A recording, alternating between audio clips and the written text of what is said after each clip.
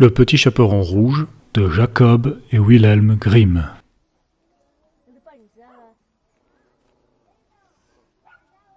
Il était une fois une petite fille que tout le monde aimait bien, surtout sa grand-mère. Elle ne savait qu'entreprendre pour lui faire plaisir. Elle lui offrit un petit bonnet de velours rouge qui lui allait si bien qu'elle ne voulut plus en porter d'autres. Du coup, on l'appela Chaperon rouge. Un jour, sa mère lui dit « Viens là, chaperon, voici un morceau de gâteau et une bouteille de vin. Porte-les à ta grand-mère, elle est malade et faible en ce moment, elle s'en délectera. Et fais vite avant qu'il ne fasse trop chaud. Ah, et quand tu seras en chemin, sois bien sage et ne t'écarte pas de ta route, sinon tu casserais la bouteille et ta grand-mère n'aura plus rien. Quand tu arriveras chez elle, n'oublie pas de dire bonjour et de ne pas fureter dans tous les coins. »« Oui, je ferai tout ce qu'il faut, maman. » La fillette dit au revoir à sa mère et commença sa route. La grand-mère habitait loin, au milieu de la forêt, à une demi-heure du village. Lorsque le petit chaperon rouge arriva dans le bois, elle rencontra le loup.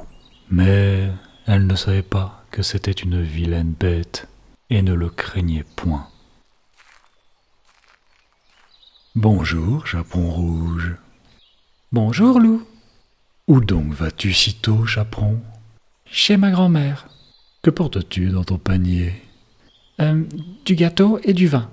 Hier, nous avons fait de la pâtisserie et ça fera du bien à ma grand-mère. Ça la fortifiera. » Où habite donc ta grand-mère ? Oh, à un bon quart d'heure d'ici, dans la forêt. Sa maison se trouve sous les 3 gros chênes. En dessous, il y a une haie de noisetiers, tu sais bien ? Voilà un mets bien jeune et bien tendre, un vrai régal. Elle sera encore bien meilleure que la vieille. Il faut que je m'y prenne adroitement pour les attraper toutes les deux. Il l'accompagna au bout du chemin et dit « Chaperon rouge, vois ces belles fleurs autour de nous. Pourquoi ne les regardes-tu pas ? J'ai l'impression que tu n'écoutes même pas, comme les oiseaux chantent joliment. Tu marches comme si tu allais à l'école, alors que tout est si beau ici dans la forêt. » Le petit chaperon rouge ouvrit les yeux, et lorsqu'elle vit comment les rayons du soleil dansaient à travers les arbres, et combien tout était plein de fleurs, elle pensa. « Et si j'apportais à ma grand-mère un beau bouquet de fleurs ? Ça lui ferait plaisir, et il est encore si tôt que j'arriverai bien à l'heure. » Elle quitta le chemin, pénétra dans le bois et cueillit des fleurs. Et à chaque fois qu'elle en avait cueilli une, elle se disait « Oh là, plus loin, j'en vois une plus belle. » Elle y allait et s'enfonçait toujours plus profondément dans la forêt. Le loup, lui, courait tout droit vers la maison de la grand-mère.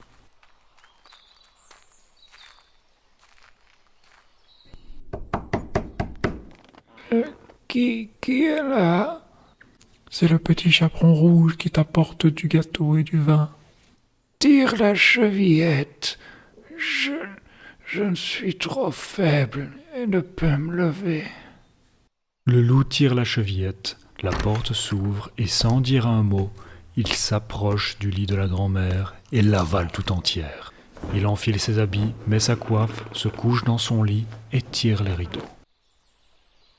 Pendant ce temps, le petit chaperon rouge avait fait la chasse aux fleurs.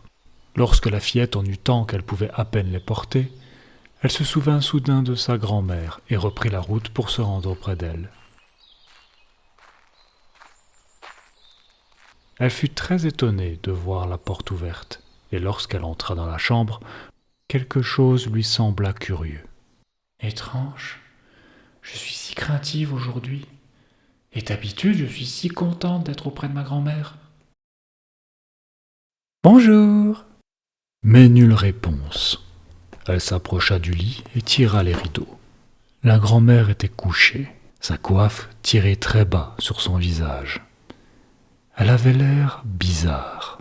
« Oh, grand-mère, comme tu as de grandes oreilles !»« C'est pour mieux t'entendre. »« Oh, grand-mère, comme tu as de grands yeux !»« C'est pour mieux te voir. »« Oh, grand-mère, comme tu as de grandes mains !»« C'est pour mieux t'étreindre. »« Mais, grand-mère, comme tu as une horrible et grande bouche !»« C'est pour mieux te manger. » À peine le loup eut prononcé ces mots qu'il bondit hors du lit et avala le petit chaperon rouge. Lorsque le loup eut apaisé sa faim, il se recoucha, s'endormit et commença à ronfler bruyamment.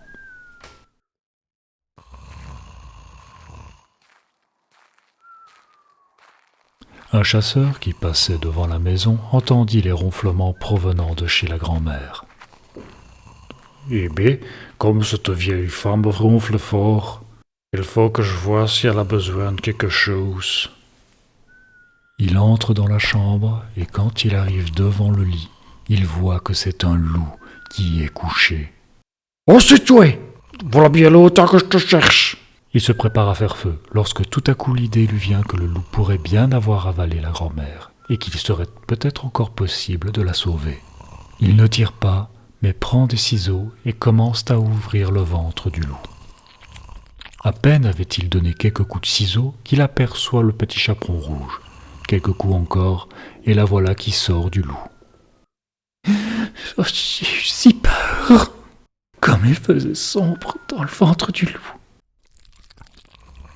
Et voilà que la grand-mère sort à son tour, pouvant à peine respirer. Le petit chaperon rouge se hâte de chercher de grosses pierres. Ils en remplissent le ventre du loup. Lorsque celui-ci se réveilla, il voulut s'enfuir, mais les pierres étaient si lourdes qu'il s'écrasa par terre et mourut. Ils étaient bien contents tous les trois. Le chasseur dépouilla le loup et l'emporta chez lui. La grand-mère mangea le gâteau et but le vin que le petit chaperon rouge avait apporté. Elle s'en trouva toute ragaillardie. « Je ne quitterai plus jamais mon chemin pour aller me promener dans la forêt, surtout quand maman me l'aura interdit.